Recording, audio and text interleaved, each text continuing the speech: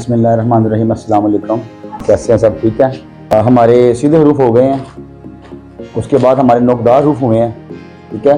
आज हम तीसरी किस्म करेंगे। खुशखती के जो हरूफ हैं 20, उनकी तीसरी किस्म है गुलाई वाले हरूफ। आज हम वो करेंगे इंशाअल्लाह ताला। ठीक है। इनको लिखने का तरीका कार मुकम्मल और सारा प्रोसीजर हम सीखेंगे इंशाअल्लाह। ठीक है। मैं हेडिंग दे रहा हूँ ये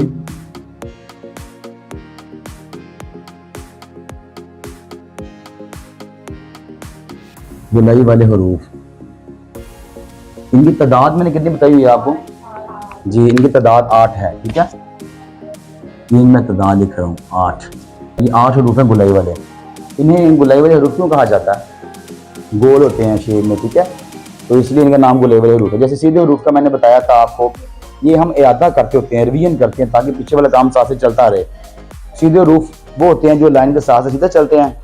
नोकदार हरूफ वो होते हैं जिनकी लिखते वक्त लाइन के साथ नोक टच होती है। ठीक है। और गुलाई वाले हरूफ ऐसे हरूफ हैं जो गोल शेप में लिखे जाते हैं। और इंग्लिश की जो कॉपी है, नोटबुक है, उस पर जो 4 लाइनें हैं, 4 लाइनों में लिखे जाते हैं ये। ठीक है। सही हो गया। पहला अर्थ है जीम। इसका मैं उसकी बड़ी शेप में समझा रहा हूँ, गौर कीजिएगा। ठीक है। ये आप देख रहे हैं, मैंने छोटा सिरा बनाया यहाँ पे, इसको सीधा कर दिया है और यहां से हमने कलम को घुमाना है। यहां पे समझने वाली बात है, टेक्निकल बातें होती हैं, उनको समझा करें, इनको फोकस किया करें। ये चीजें आपको आनी चाहिए, कोई आपसे सवाल कर सकता है। ठीक है। अब यहाँ मैंने स्टॉप कर दिया है। अब मैं क्या करूंगा, यहाँ पे मैं इसको चेक करना है। मैंने ऐसे मैं एक लाइन दूंगा, ये वाली, ये लाइन दी मैंने। क्या समझ आई आपको?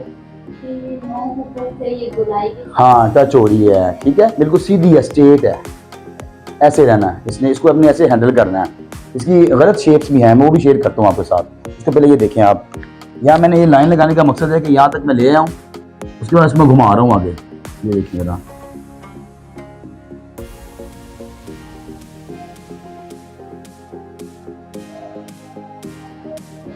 अब मेरा जो हर्फ है जो लिखा है मैंने, यहाँ से बाहर नहीं गया।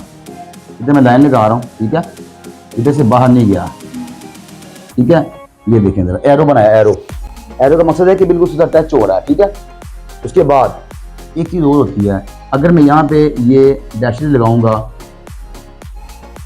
तो this shape is like an egg. अंडे की तरह शक्ल बनती है, बेजवी शक्ल होती है। बेजवी जो अस्काल होती हैं, गोल होती है, गुलाई में होती है, उसे हम क्या कहते हैं? सर्कल कहते हैं। सर्कल है, ये सर्कल नहीं है, ये बेजवी शक्ल में है। यानी इसकी आप शक्ल देख सकते हैं यहाँ से। अगर मैं इसको रेज करता हूँ तो अंडा बन रहा है, ये वाला एग बन रहा है, ये वाला ऐसे एग बन रहा है। अंडे की शेप, ऐसे अंडा पड़ा हुआ है, स्ट्रेट भी सीधा भी नहीं है। ठीक है।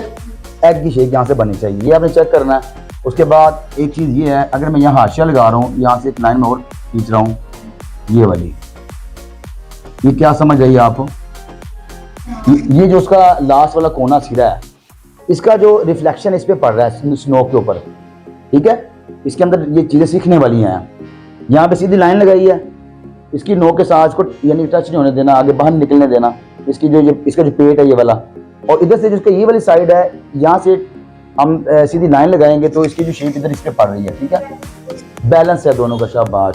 इसको बैलेंस में रखना है। ठीक है। अब हम आते हैं दूसरी तरफ। ये जो चीज़ है, ये जो शेप नज़र आ रही है, इसका जो साइज है वो कितना है? शाबाश, 1/2 कट। ठीक है। आधे कट का। कट के बारे में हमने बात तकरीबन डेली करते हैं, क्या मैं बार बार दोहराता रहता तो अपनी बातें। आधे कट का। ठीक है। उसके बाद ये जो चीज़ है, ये वाली, इसका साइज कितना है? नहीं, ये चीज़, ये वाली, ये चीज़ जो है, ये वाली 2.5 कट की है। ये जो साइज है इसकी बात कर रहा हूँ। उसके बाद ये जो आपको गुलाई नजर आ रही है, इसको बोलते हैं शिकम। क्या बोलते हैं खुशखती में? शिकम। मैं लिख रहा हूँ यहाँ पे, याद रहेगा आप ऐसे। ये इसका नाम है, इसका नाम है इसका। ये देखें ना, टेक्निकल चीज़ें सीखने वाली, गुलाई का नाम है। कहीं आप बताएं बच्चों को इस चीज़ को कि इसका नाम बेटा ये है, आपको पता, ट्रेनिंग ली हुई है आपने, मकसद क्या है, इसको आप इम्प्लीमेंट भी करें ना आगे। तो ये शिकम है इसका। अब इसका साइज कितना होना चाहिए और कैसा होना चाहिए, ये देखें ज़रा। अब मैं इसके अंदर एक चीज़ बना रहा हूँ, ये मैं डिफरेंट मार्कर इसलिए यूज़ करता हूँ ताकि वाज़ेह होता रहे आपको। ये देखिए मैंने क्या बनाया इसके अंदर, क्या निशान बनाया मैंने? जमा का निशान बना है, ठीक है, शाबाश। अब आपने देखना है कि ये जो चीज़ है ना, ये वाली, इसका जो साइज है, इसकी ये गुलाई का ये होता है 3 कत, ठीक है, इस तरह जो है 3 कत है। अब आप देखेंगे ऊपर से नीचे थोड़ा फर्क है, ठीक है, ये है 3.5 कत, सिर्फ हाफ कत उससे ज्यादा है, ठीक है ना। ये जो साइज 3 कत का है, इसका साइज मैंने कितना बताया, ये नीचे की तरफ जो आ रहा है 3.5 कत है, ठीक है। ये चीजें याद रखने वाली हैं। उसके बाद मैं यहाँ लाइन लगा रहा हूँ नीचे, ये नजरा लाइन लगी है, ठीक है। इसमें मैं क्या समझाना चाह रहा हूँ कि इसकी जो नीचे वाली चीज है, ये वाली जो इसकी बैक है, वो साथ टच हो रही लाइन के साथ। इसको मैंने बोला था जब खुशखती करते हैं ना, बॉक्स में पैक करते, एक हर्फ को पैक हमने करना होता है, मुकम्मल उसके दादो शुमार के मुताबिक उसका हमें हक अदा करना है, ठीक है। तो ये इसका जो नजर आ रही बैक आपको, बिल्कुल ये कितनी बन रही है, हाफ कट, ये टच होनी चाहिए हाफ कट, ठीक हो गया। उसके बाद हम यहाँ लाइन लगा रहे हैं, ये जो चीज़ है ना आपको नजर आ रहा होगा, इतना हिस्सा जो है ना ये टच नहीं होगा लाइन के साथ। इसका भी ऊपर वाला हिस्सा जो सिरा है ना, वो हल्का सा टच होगा, वो भी हाफ कट होगा, ठीक है बेटा, सबको समझ आ रही है, गौर किया करें। ये भी हाफ कट है, ये जो चीज़ नजर आ रही है आपको हाफ कट, लेकिन इसका एक्चुअल जो साइज है वो 2.5 कट मैंने बताया है, ठीक है। एक्चुअल साइज और चीज़ है, उसका टच होना और चीज़ है। ये आप चेक कर रहे हैं कि मेरा वर्ड ठीक लिखा जा रहा है, हर मेरा जो है उसके मुताबिक इसका साइज हाफ कट है, जो टच होएगा लाइन के साथ, और नीचे वाला भी हाफ कट है, ठीक है। 604 या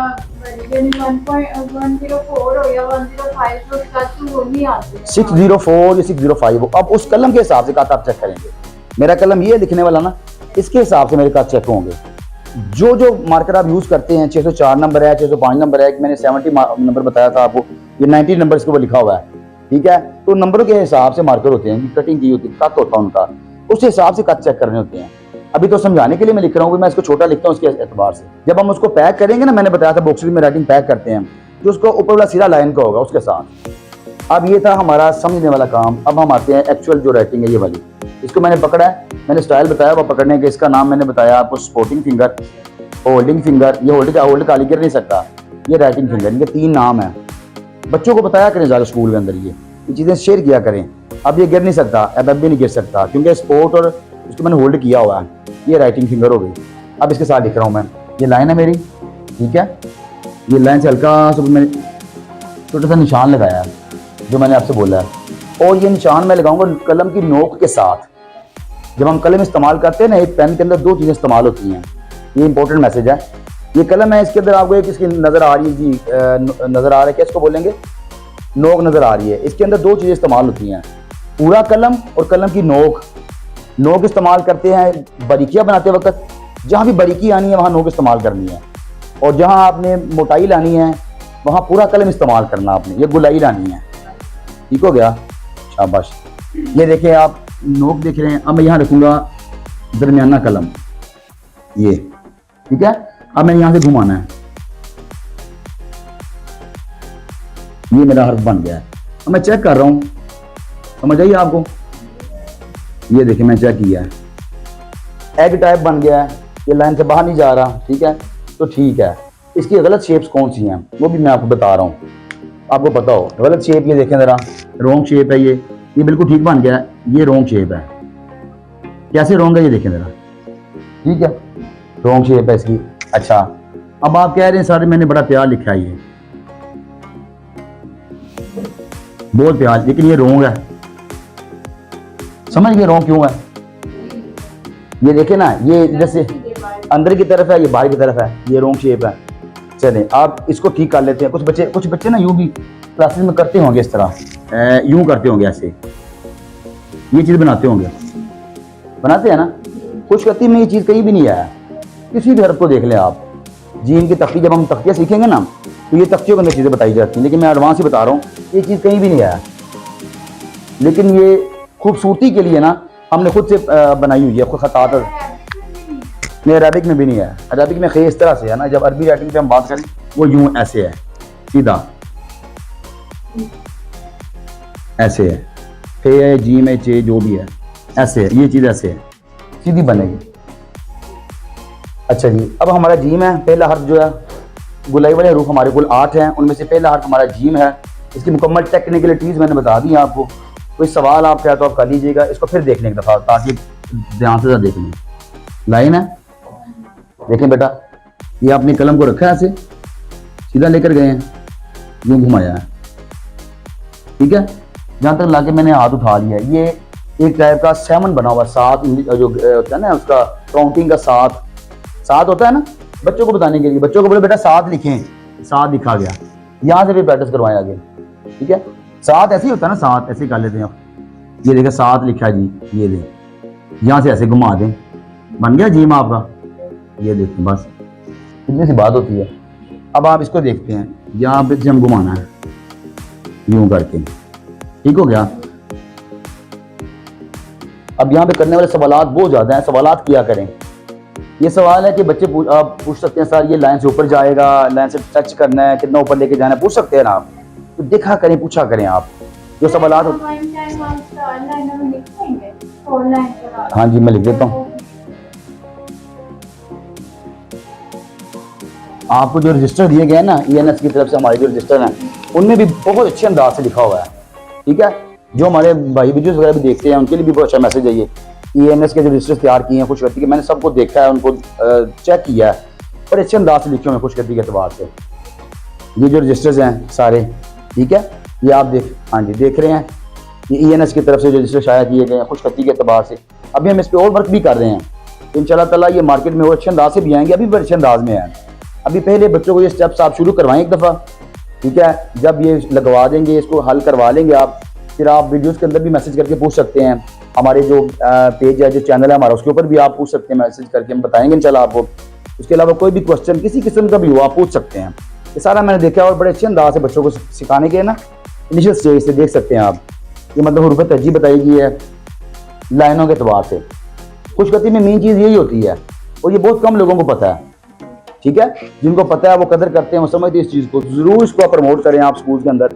ये देख रहे हैं आप सारा, ये सारे अलिफ के हरूफ आगे आ गए हैं खुशगति की तख्ती पूरी करने के बाद, ठीक है।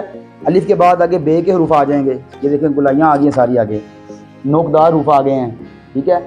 उसके बाद गुलाइयाँ आ गई हैं। ये बहुत अच्छे अंदाज में देखें ना बना हुआ है रजिस्टर सारा। ये बढ़िया के अल्फाज हैं, ये सीधे हरूफ मैंने बताए हैं आपको, ठीक है। ये सारे, उसके बाद आगे हर्फ के बाद हरूफ आ गए हैं और उसके बाद अल्फाज आगे आ गए हैं। ये खुशगति का सिलेबस सारा ऐसे ही होता है कि उसके मुताबिक बना, एन मुताबिक है। खुशगति के जो रूल्स होते हैं, रूल्स एंड रेगुलेशंस के मुताबिक है, बेहतरीन है, ठीक है। ये ज़रूर बच्चों को बताएं, आप करवाएं इसके मुताबिक काम अपना, तो इंशाल्लाह बहुत फ़र्क आएगा लिखाई में। अच्छा, अब आपने ये सवाल किया, ये देखें ज़रा, ये मैं क्या करूँगा, ये यहाँ मैंने कलम रखा है, ये देखें, समझ आए? हाँ, अब आपको समझ आ गई। यहाँ से मैं चेक कर रहा हूँ, ठीक है। ये जो लाइन है इससे ऊपर जा रहा है मेरा, ये कितना जाएगा ऊपर? आधा कत। अब आपको कत की पहचान होगी है, हाँ शाबाश, तारीफ ही पता चल गया, आधा कत ऊपर जाएगा बस।